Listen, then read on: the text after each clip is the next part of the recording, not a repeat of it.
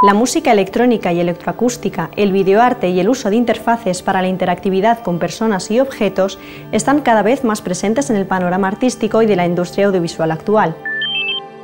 El título de especialista universitario en música electrónica y electroacústica, interactividad y videocreación ha sido creado en la Universidad Politécnica de Valencia como puente entre diferentes disciplinas para proporcionar la preparación adecuada a las necesidades de estos nuevos lenguajes.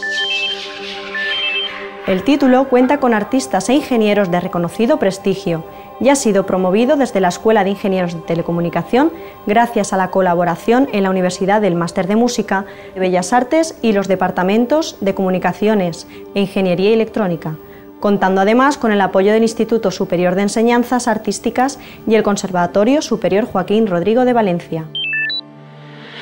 Ayudándote a crear.